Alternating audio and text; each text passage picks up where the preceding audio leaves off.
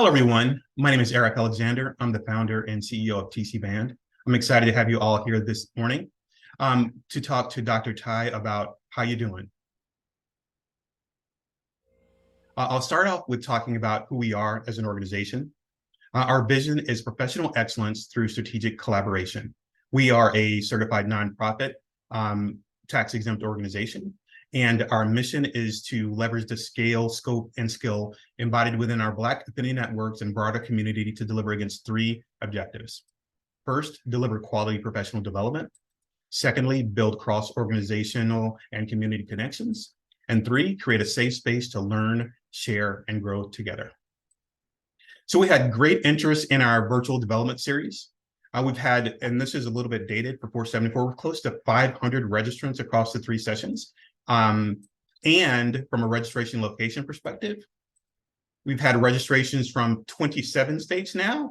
Thanks to Rhode Island for coming in this morning. So 27 states represented from a registration perspective, and 3 countries. In addition to the US, we have our partners in the north from Canada, and we had a registration from Brazil. So welcome to Brazil, team. Our virtual development series has 3 sessions. So this is session 1. Session 2 is Growing Away, which will be held on September 27th. Session 3 is Interviewing for Success, which will be happening on October 4th. If you registered for this session, you had the opportunity to register for all 3 sessions at once. If someone forwarded you the invitation or you didn't register, feel free to go to our website at tcband.org, and you have the opportunity to register for our other 2 sessions in the series. So what else do we have going on after our virtual series? We're excited about the other 2 events on our calendar. The first one is our 10-year anniversary, TC Band 16, celebrating progress, developing the future. And thanks, Dr. Tai. Applause are appreciated. So it's our 10-year anniversary, and this will be a hybrid session. For those in the Minneapolis area, you'll be able to join us in person at the General Mills headquarters. The event is sponsored by MDI. And for those who are outside of Minneapolis, you're able to join us virtually for that event on November the 4th, and the registration will be forthcoming for that. And then our next session would be on December 7th, and we're excited to continue our partnership with Harvard Business School. This is our 2nd session in partnership with them, and this will be focused toward a racially just workforce, and this will also be a virtual session. So information on those 2 sessions will be forthcoming, but we're excited about what we have planned to develop our community for the rest of the year. So how do you connect with us? We're across all media platforms. You can use our website, tcband.org, as our hub. We also have a LinkedIn community. We have Instagram. You can email us, and you can join us on YouTube. You can follow us there.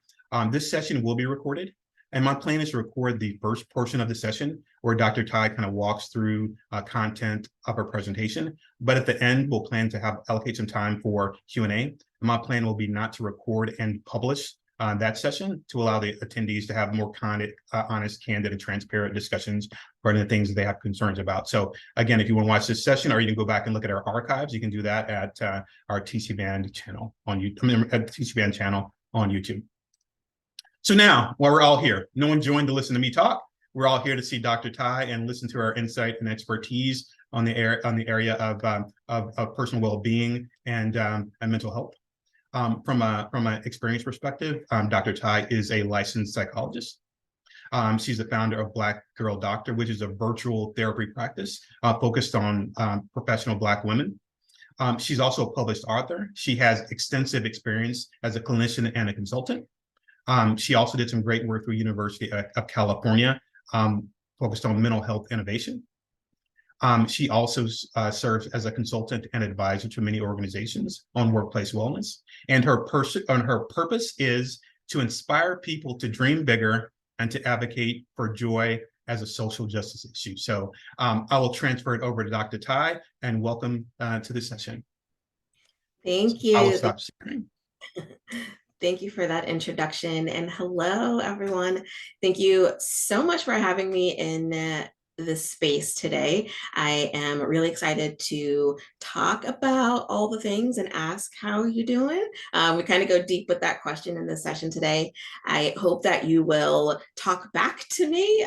So please, if we can engage in the chat, that will be excellent and make me and really allow me to customize what I talk about so that you get the most out of it. So if we can just start, if folks would just let me know, like, where are you joining from, who's on the call today, and what company you're with, it would be super helpful. I want to see, who am I talking to? And let's see. Okay, and I'm going to get my screen share going up as folks chime in the chat. Make sure I'm also sharing my sound. Okay, we got folks from Charlotte, General Mills, Minneapolis, of course, is in the house. Who else is here? Uh-oh, my chat disappeared. Okay, here we go. Nice, nice. Hello, hello. Lots of Target folks, DC, Cargo, Wichita, let's see, Rhode Island, Arizona. So there's some West Coasters. So good morning to those on the West Coast. I'm in California. I'm in the Bay Area. So it is still morning here. So good morning to those on the West Coast, and good afternoon to, I think everybody else is in the afternoon already. Okay. Thank you for checking in. And if anyone's out here in Florida, I hope that y'all are all right. It's a whole hurricane happening over there. So I hope you have power and that everybody is safe. Okay. Okay, I'm going to get going into these slides. I'm going to continue to check in on the chat as we go through today. Let me close some of these screens. Thank you for that great introduction. I can skip over my introduction because you already did such a great job, Eric, just sharing a little bit about me. But again, I am really passionate about Black mental health in particular as a social justice issue. I truly feel that our identities should not determine how much joy and life we can get out of our time here on this earth. So I want to also acknowledge that the question and why we're here today, how are you doing, has become a really complicated question ever since about 2020. Right. I would say, I don't know if you can let me know in the chat, anybody, when people ask you, how you doing, often kind of don't know what to say at this point. It's been a couple of years of complete change and chaos and all of the things. And now things are supposed to be normal and everyone's figuring out, what does that mean? How do I rebuild my life? How do I show up? How am I today? I find a lot of silence in those moments, or folks being like, I'm here, is often what people respond to that question. And I want to encourage you to think about, what has been maybe the most challenging thing for you to accept during the time that you're in right now, and like how your life has changed and how you're making sense of things right now. And that's a really big question. And so I actually want you to take a moment and do a little breathing and centering yourself before you answer that question. But I am going to ask you to answer that question in the chat. Again, the question is, what has been the most challenging thing for you to accept right now in this moment about how your life has changed and shifted? And as we get into that, okay, I want to ask you to do a little breathing with me. I'm going to start some music. Y'all are my people, so I know what it is to be a busy professional. So what I can guess is that folks are multitasking, people are doing email, all of the things right now. I want to ask you if you will take 3 minutes and focus with me on yourself. To the chat, and I want to ask that question again. What has been the hardest thing, or what is the hardest thing for you to accept about how your life has shifted and where you are right now? And I know some people responded earlier. Okay, someone says, I'm going back and forth with the idea of appropriate professional growth. Yeah, just what all of this means for me. Thank you for sharing. A major health diagnosis with your dad. Thank you for sharing that. You shifted into a caregiver role. So many people have shifted their role. Shifting personal and professional priorities have been a challenge. Thank you for sharing. I'm acknowledging, I see your names as you respond, but because we're recording, I'm gonna leave your name off when I'm repeating comments, just so you're aware. um, Moving forward, but feeling stagnant, that is so relatable. Realizing you can't control everything. Yes, yes. I feel like the giving up of control has been huge for a lot of us. You lost your dad, still very painful.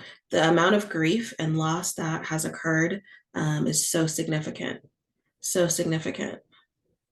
Balancing goals and bandwidth, um, where you live, personal goals, right? Like even physically where you are in the world, in the country, has shifted. Work-life balance. I think people are really rethinking, what am I doing with my life? What matters to me? How do I spend my time? Thank you for sharing all of this. And what I want to acknowledge about all of the things that have happened and how all of our lives has changed. As a psychologist, we have all lived through a traumatic experience. So what we went through over the past several years can be defined as trauma by pretty much any clinical definition. And it's really important that you're aware of that, because what we know about trauma is that it is bad for your mental health.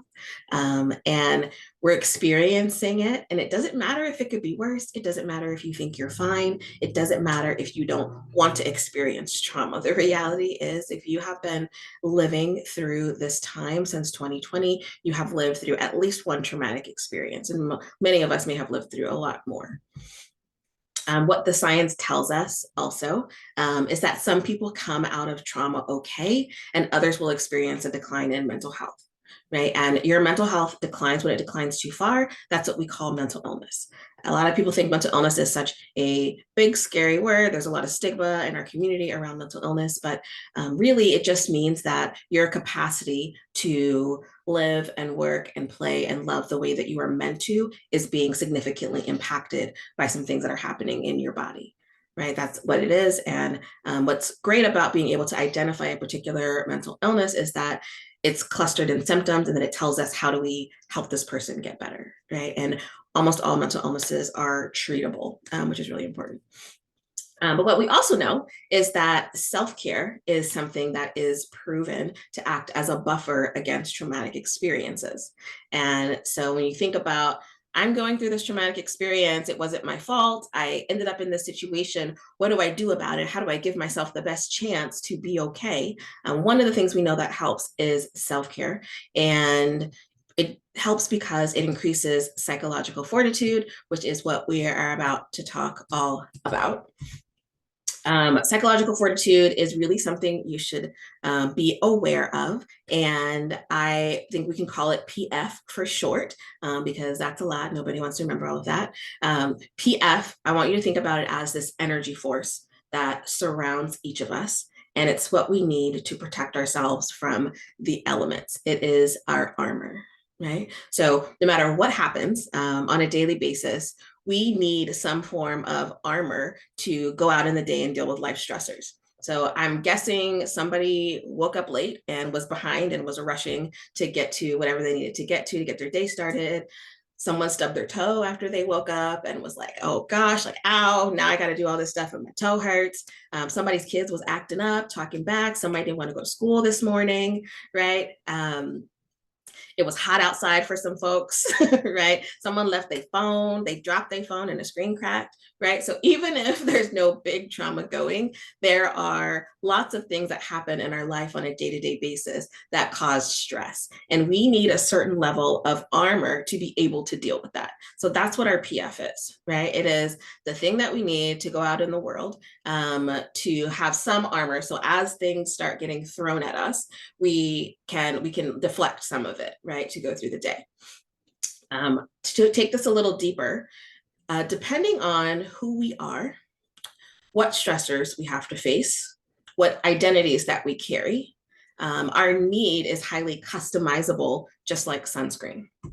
And I love this example of PF and sunscreen, because particularly with Black folks, because we be acting like we don't need sunscreen. We're going to get into that in a second. But we are supposed to wear sunscreen anytime we go out in the sun. And again, depending on who we are, how much melanin we have, how long we plan to be out in the sun, if we plan on getting in the water or not. We need a different SPF level, and it changes on a day-to-day basis. So applying it one time in life is not going to be enough. And sometimes applying it one time a day or an hour is not enough, depending on what it is that we plan to do that day. If we want it to be effective, we have to constantly reapply it. And so again, whether you think you need it or not, it's just a fact. So the fact is that the sun causes damage to our skin when it's left unprotected. Has anyone in the chat let me know if you have ever been sunburned? I really thought that was not a thing for me when I was younger, yes. And I had a water park day, my face, forehead burnt up, and I'm thinking, what is this? Not okay. It's very painful. And so when we don't wear it, yes, some other folks know what I'm talking about. Yes, yes. Okay. So it doesn't matter, again, it doesn't matter if you think you don't want to put it on. It doesn't matter the reason you don't put it on, maybe because you're hard-headed, maybe because you forgot. It doesn't really matter. If you go out in the sun unprotected, then you are viable to get burned and maybe even scorched by the sun, right? And when we get burned bad enough, we are forced to stay inside. We have to retreat. We have to nurse ourselves back to health, right? That is how I want you to think about PF, and I want you to think about your mental health. You have this thing called psychological fortitude, this PF, that is a shield around you, and you have to build it up to be able to go out and deal with the world. If you don't have enough of that built up, you are going to be so hurt and impacted as life starts coming at you. And for a lot of us, we got a lot of things coming at us all of the time. So how do you know, like, do you have enough PF? And then we'll get into getting more PF, but like, how do you know if you have it, right? So what I want you to do is to think about it on a scale of 1 to 10, right? So rating scale of 1 to 10, and this is how you're going to decide, like 10 is a lot of PF, 1 is you are not protected at all. Okay. So at a rating of 10, this means that you are amazing. This means can't nobody tell you nothing. Can't nobody touch you. You have all of the energy in all of the world to deal with all of the things, and you're pretty much unbothered. So at this level, you might be leading new initiatives at work. You can be on the front lines protesting. You're feeling energized. You have ideas flowing. You have access to your full creativity and the unique talents that are within you. So each of us are born with purpose and talents. And at a level 10, you are radiating with all of your gifts, right? If we move down the scale to a 7 is what what I call the okay stage. So when people are asking like, oh, how are you doing? Like, I'm fine. Really, that's a 7. And 7 means you're good, but not necessarily great. It means maybe you don't have enough energy to cook dinner, but you can order takeout, right? Like you can get on DoorDash and place an order for your family. You might have some stress, but cuddling up on the couch, glass of wine, popcorn, favorite show, taking a long walk, calling a good friend on the phone, that's enough to rejuvenate you. And bring you back to life. That's a 7. And I see someone saying, I don't think I've ever been at a 10. That is goals. Yes. And I think it's important to acknowledge that, to say like, if I've never been here, like there's some aspirational things here, right? Of how well can I be? So a number 5. So a number 5 is what I like to call everybody got one more. That is the everybody got one more stage. This means you're on the edge of a breakdown and you're not sure if you're going to make it through the day without snapping on somebody. So you got up late, you got half dressed, just enough to turn on your Zoom. You thought about not showing up, but you were like, I mean, I'm gonna do it, but if one more person says something to me, it's over, right? So like, let me know in the chat if you know what a 5 is. You might be sitting next to a 5 right now, so be very careful if you know what a 5 is. So it's an every day. Yes. Okay, we're trying to gotta set the scale, right? Yeah. So it's every Tuesday is a 5. Okay, great. Okay, so we know what everyone's on the same page. We know what a 5 is. A 3 on the scale is when everything starts to hurt. So at this stage, you might be tearful, or sometimes it comes out as being really, really angry on the inside. You are likely feeling pain. This is a stage where you may be existing, but you're not fully present. Everything feels like a struggle. Every moment feels like a struggle. And things that usually make you smile or laugh are having no effect on you. So you're pretty much like, I'm dead inside, right? That's what a level 3 is.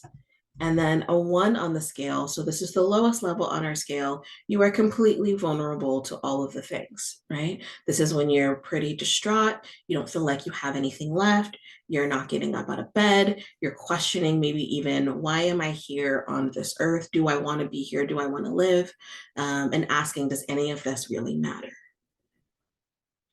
So this is the scale. And I want you to take a moment and just close your eyes if you need to, take a couple deep breaths, and really think to yourself, like, where are you right now? Like today, in this moment, where are you on the scale? Any number between 1 and 10, right? If you're comfortable, I'd love for you to share in the chat. And I also just want to acknowledge there is no judgment to this scale. So all of us at any given time will experience all of these levels, right? The point of being able to do this is that you're able to identify where you are, right? Because that is what gives you so much ability to manage your own mental health. So there is absolutely no judgment. Thank you for sharing. Thank you so much for sharing. Um, thank you. I see people all over the scale. We got 8s and 5s, 3.5, 7s, 4s. We got folks floating. We got half numbers. Yes. Yes, folks identifying their baseline. We got a 9. Oh, somebody doing good. Somebody pass her the work. I'm just kidding. Good. Okay, we have folks a bit lower, between a 2 and a 3. Thank you for sharing. A lot of 6s and 7s. We have some 5s in the house. Thank you. Thank you all for sharing. This is super important. I also want you to think about kind of like over the last 2 weeks, what's your average been over the last 2 weeks? Like, how have you been? And is that different from where you are right now? That's also really, really telling to acknowledge for yourself, right? Again, thank you for sharing. There is no judgment here. Yes, people are improving. Good. Okay, so what do we do with this? What do I want you to know about these numbers? I want you to know that wear and tear on your mind starts at a PF of 6, right? So when you're a 6 and below, it means you're causing strain on your mind. And that puts you at risk of developing mental illness, right? And mental illness can occur basically when, again, remember, when our mental energy is so depleted that we don't have the strength to live and work as we're meant to. I also want to share that it isn't fair that the world often causes a lot of the stress and reasons why our PF declines. And as Black folks, there are so many things in the world that are happening on a day-to-day basis that like are pounding at us that can decrease your PF. And a healthy mind will respond to all of those things. So I don't want you to think that if you are healthy, you'll always be at a 9 or a 10, or you'll always be above a 6. That's not true. What happens, a healthy mind means that you respond to life as it happens appropriately. So if something devastating happens, you are supposed to feel devastated. That is a normal and healthy response. It does not mean you have mental illness, right? If something amazing happens and you are thrilled and you're at a 10 for a day, that's what's supposed to happen, right? What comes up and what starts to be a concern is when you get stuck below a 6 for a long period of time, and trying to do things to increase it doesn't improve, right? Doesn't help it. So again, prolonged wear and tear on your mind will destroy it. Your PF is your lifeline, right? So this is the thing that drives you and gives you energy to get through the day. You want to protect it at all costs.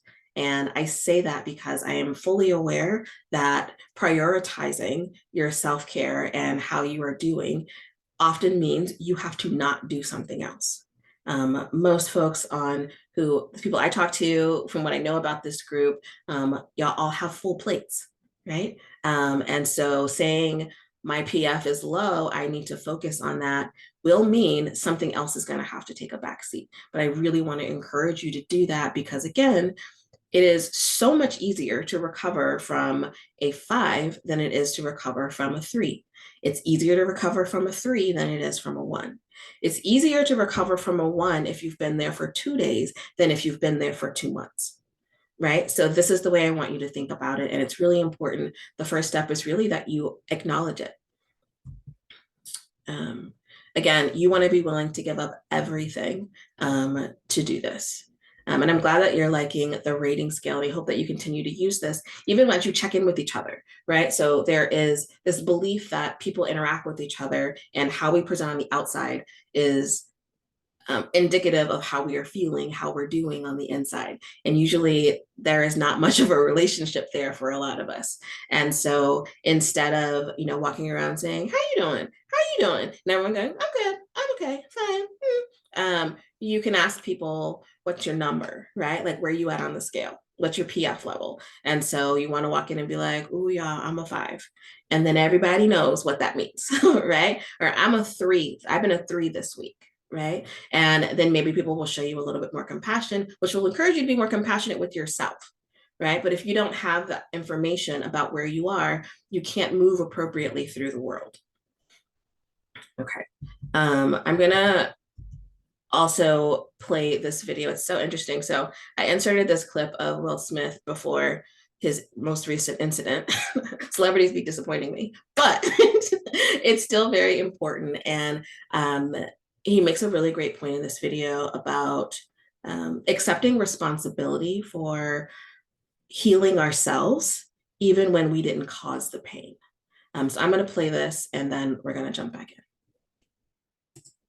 I was just having a debate with a friend of mine, and we got stuck on the difference between fault and responsibility. She kept talking about how something was somebody's fault. It's somebody's fault. And I was like, it don't matter whose fault it is that something is broken if it's your responsibility to fix it. For example, it's not somebody's fault if their father was an abusive alcoholic, but it's for damn sure their responsibility to figure out how they're going to deal with those traumas and try to make a life out of it. It's not your fault if your partner cheated and ruined your marriage, but it is for damn sure your responsibility to figure out how to take that pain and how to overcome that and build a happy life for yourself. Fault and responsibility do not go together. It sucks, but they don't. When something is somebody's fault, we want them to suffer. We want them punished. We want them to pay. And we want it to be their responsibility to fix it. But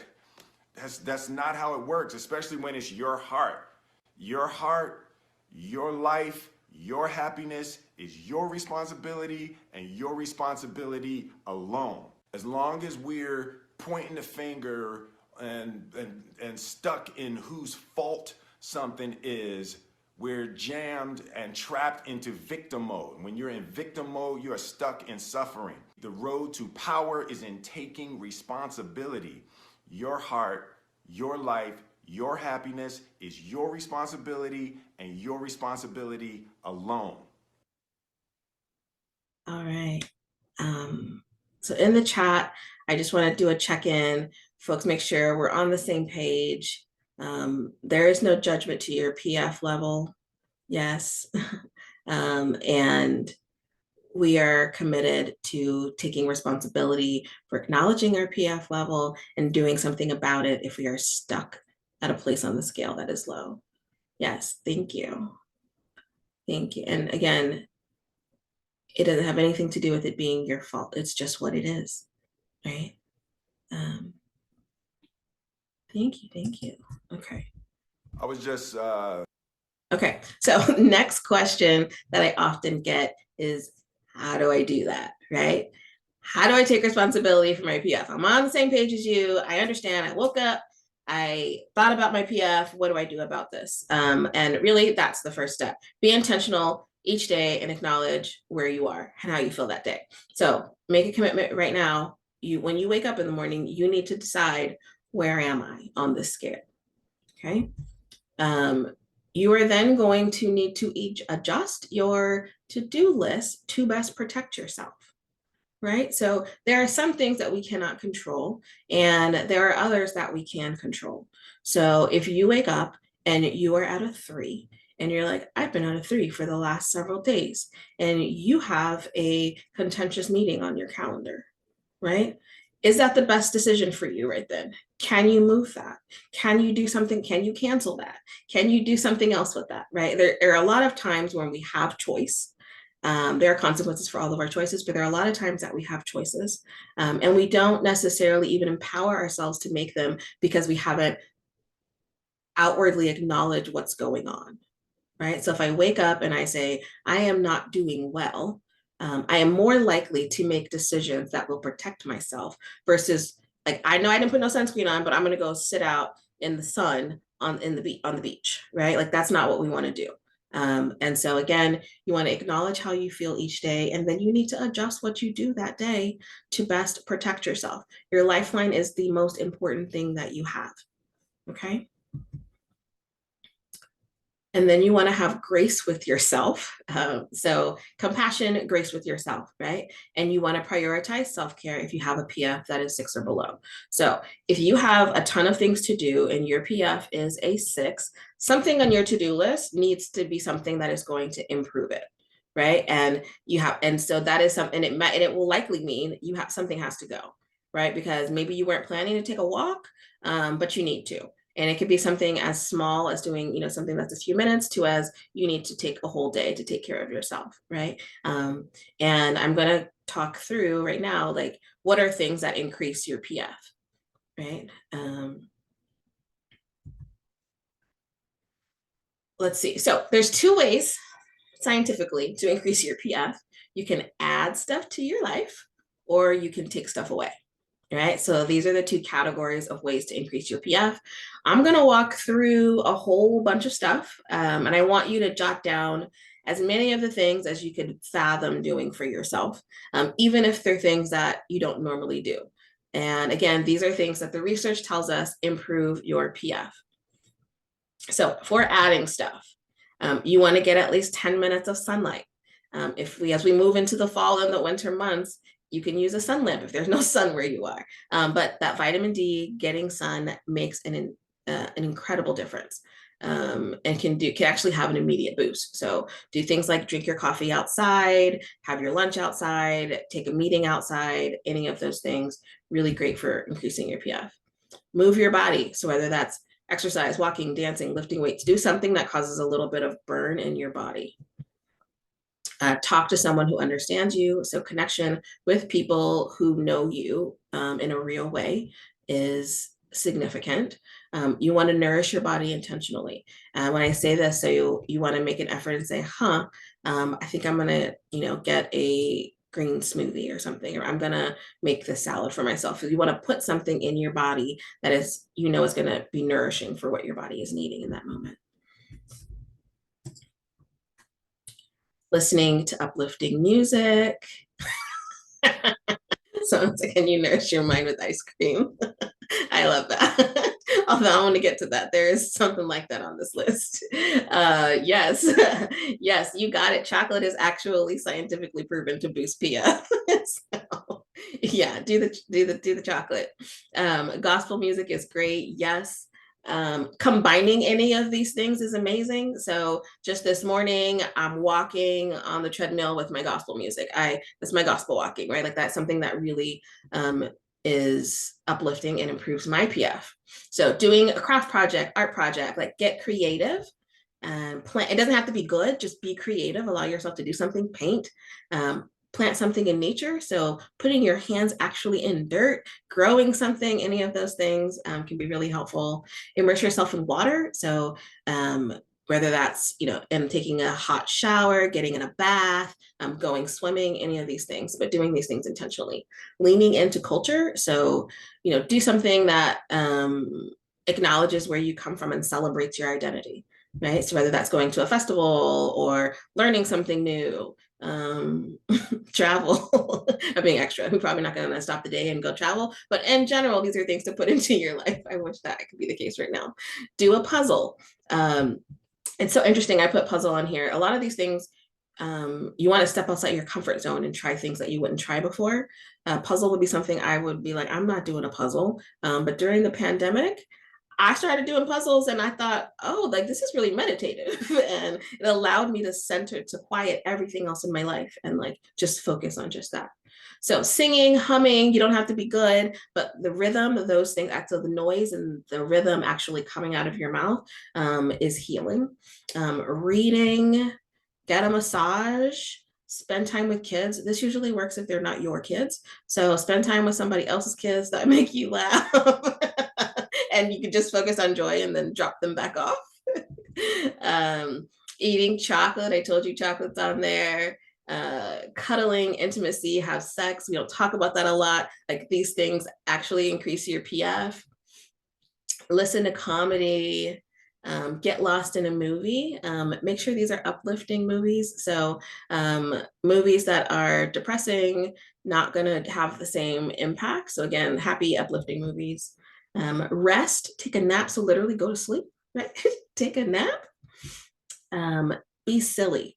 I don't know if you saw a while ago, this post went viral with Black men frolicking, and they were like, this is so amazing. And they were sharing posts of them frolicking in parks and random places. And so again, be silly, tap into that. And thank you for sharing. So these are things that I pulled from the literature. There are other things that work. If there are things that work that you know work for you, you want to add those to the list. So I love that folks are sharing in the comments what they do. If there are other things that you do, we got somebody that participated in the frolic trend. I loved it. I love it. Yes. Okay, so these are the things you want to add to your life, and then removing stuff. Okay, so you might need to call out sick, right? You need to say no to things that you don't have energy for, right? So literally one thing that can immediately increase your PF is to look at your task list and pick something and say, I'm not doing this. We're going to cancel this, right? Turning off the news, right? So disconnecting from things that are causing distress. The news is causes a lot of distress. Disconnecting from social media, so actually logging out on your devices so you're not getting notifications, you're not tempted. You can even delete the app if you need to give yourself a little bit more boundaries. So take a social media break.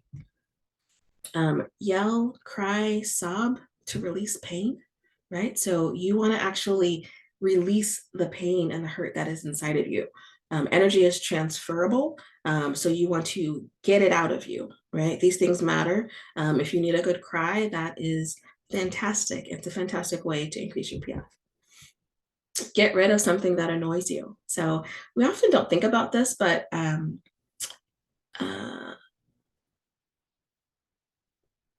like thinking of another point right now. So all of these things that like increase your PF, it's not about having this sustained moment of happiness all the time. Nobody lives at a 10 for, days at a time, weeks at a time. That's not normal. That's not realistic. But what it is that you want to create moments of joy a lot, right? So you know that feeling you get when someone says something really, really funny and you get this rush of endorphins that rushes through you and you're like, like that's so funny. That is joy, right? And so what you're trying to do as you do things to increase your PF and you engage in self-care is you want to have lots of moments of joy, right? Where you're like, oh, that was amazing. That was amazing. That was amazing. And what it is that it compounds. And that's what we know about happiness. It compounds over time and it leads to you having a more fulfilling and better life. And in the same way that joy compounds, so does pain. And so little irritants that are in our life regularly compound over time. And so just getting rid of a little irritant can have a significant effect on you over time.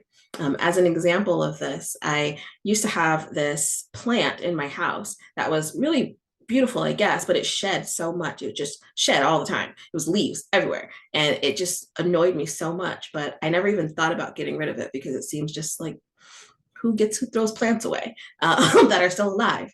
But I was so annoyed with having to clean up those leaves all the time or just looking at them all over my floor. And so one day I was like, I'm getting rid of this. So I threw it away and I felt so good. So in the same way, if there are things in your space that you look at that bother you, get rid of it. right? If there's a sweater that you have and it itches, donate it, right? Like, so get the things out of your space that annoy you as a way to increase PF.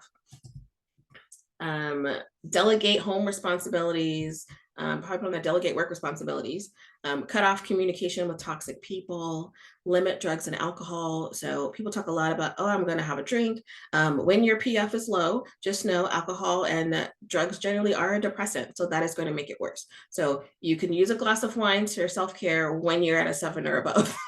When you're below that, it's actually not effective in that way. And then there could be other things. So if there are other things that you would like to remove from your life, you want to add it to this list. I thought somebody was saying, should they get rid of the kids and the dog? Don't get rid of them. Okay, and then you want to assess and repeat, right? So what I'm not telling you that if you just sing and hum for a little while, you're magically going to go from a 3 to a 7, right? That's not the point. Again, we're talking about the joy compounding, and you got to keep working this stuff. And so you're going to do a thing, then you'll be like, how do I feel now? Like, it ain't working. You got to do something else. It ain't working. You got to do some more, right? And so it is you actively working and putting these things intentionally into your day to improve your PF. And if your PF is a 6 or below for more than 2 weeks, and you have tried to increase it, right? So if you didn't do nothing, first try to do something, right? Like work the list. And if you work the list and you haven't been able to improve in 2 weeks, that's when I want you to reach out to a therapist. Okay, like that is what we're here for. We are here to help support you and be able to break through sometimes the things that block us from being able to get to a better space. And this is really important because we are not meant to suffer. And I could say this and talk for an hour just about suffering in our community, but we are not meant to suffer. I looked up I think, a lot of times people are like, ooh, y'all, I'm struggling. Like, I just been struggling. And we say that a lot, that language. And I looked up the definition of struggle in the dictionary a while ago. And struggle means to actively resist that which is trying to restrain you, right? So the word struggle is actually rooted in an active effort to try to break free of something, right? And usually when we say I'm struggling, we aren't actively trying to do anything. We're sitting in a state of pain. And sitting in a state of pain is the definition of suffering, right? And so I really want us to think about, like, when you say, oh, I've been struggling, like, have you been struggling? As in, you work in the list, you're doing things trying to break free of the torment, the pain, whatever's going on, or are you sitting in suffering and calling it struggle, right? And while struggle will likely be a part of our story, suffering, that is not what we are meant to be and what state we're meant to be in. So I really want to encourage you to take on a mindset that you are not going to sit in suffering and that you don't have to. There is help, there is assistance, all of those things. Okay, so as we wrap up, I'm going to save some space for some questions. But if you don't remember anything else that we talked about today, your PF is your armor against the world. Right? This is the thing that you need to go out and do all of the amazing things that you are built to do. You need to check in on it daily. You need to ask yourself, where is my PF? Right? What am I working with today? How much protection do I have? So then you can adjust, right? How you go about your day so that you don't unintentionally cause additional damage to yourself. And then you want to prioritize increasing a PF at 6 or below at all cost, right? Be willing to give up the thing, whether it is the next step, whether it's a promotion, whether it is favor, whatever it is, whether it's money, right? Whatever it is, because none of that matters if we are not here, right? So we're prioritizing a PF at 6 or below at all cost. Okay. And with that, I will say thank you. I left my handle on social media if you would like to be in touch. Our website, I'm at the Black Girl Doctor, pretty much on everything. Facebook, Instagram, LinkedIn. We are a company, we have a team of Black women psychologists who offer therapy, we do coaching, and we partner with organizations who are interested in making the workplace healthier for Black people. And we do a lot of workplace wellness services and coaching on site. So that's how you can find me. I'm going to pause here and take questions. And let's see. Amazing. Anyone has a question, let me know. I'm also going to invite Eric back in. I know that people had submitted questions in advance, and so happy to do some Q&A. Thanks, Dr. Tai. Outstanding job. Great. I'm taking. I have a page of notes right here that I'm saving, and I'll share. One question came up in the chat, and I know we're recording the session. Will the slides be available, particularly the chart? My plan was to take a screenshot of the recording and share, but if the slides are available, that you're comfortable sharing that one page.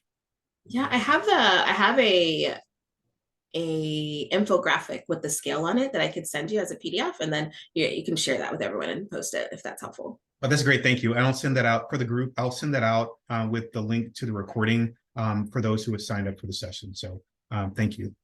Perfect. Yes.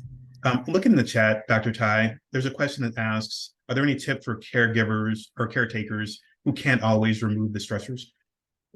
Yeah. So usually, that's so interesting that, there are stressors that we can't remove, right? Like, I'm a caretaker, this is a major stress.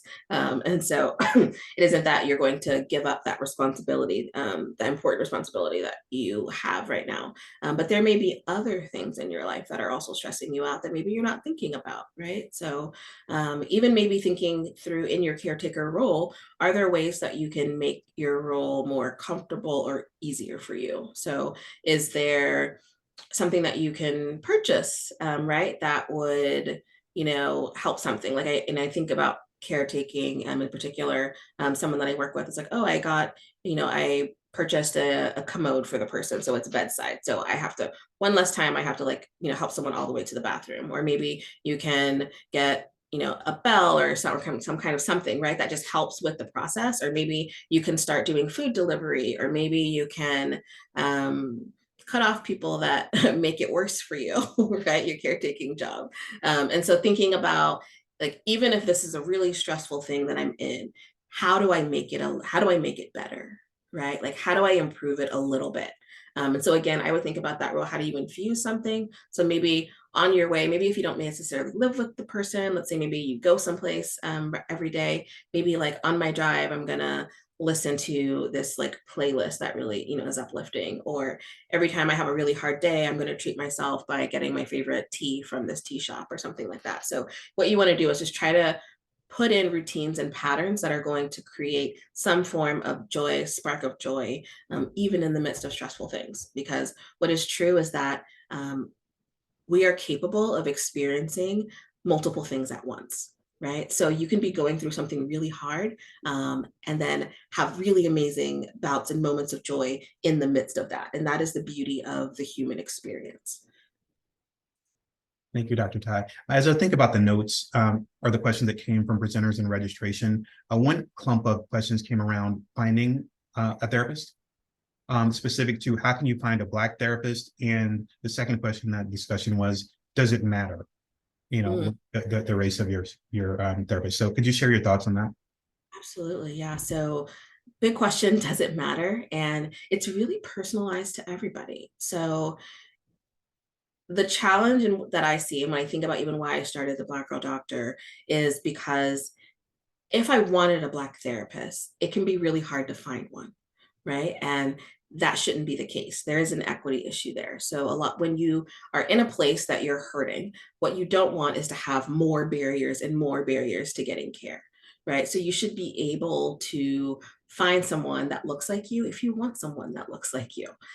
You don't have to have someone that looks like you. And I think depending on what you're going through, it's either a benefit or it could be maybe the opposite of what you want.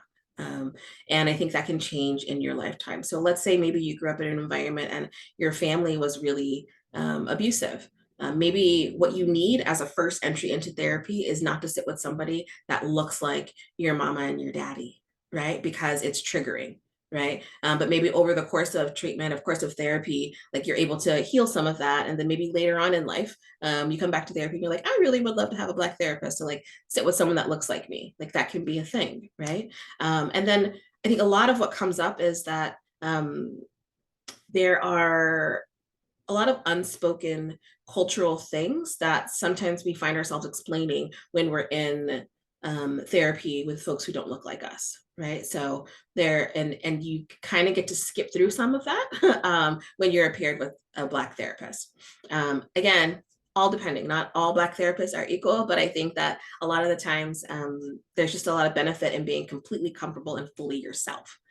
So what I love about the work is that I feel like we get to reach people that I know wouldn't be as open and transparent with a white therapist per se. We have women that show up in their scarf and, can sit on their bed and talk and just kind of, not have to code switch and all of those things. So you want a therapist where you feel like you can be fully yourself and comfortable. So if you can say all of the things and you're not like, is this person gonna understand what I mean? Like that's a good match. And it doesn't matter if it's a Black person or not a Black person, like that's what you're looking for.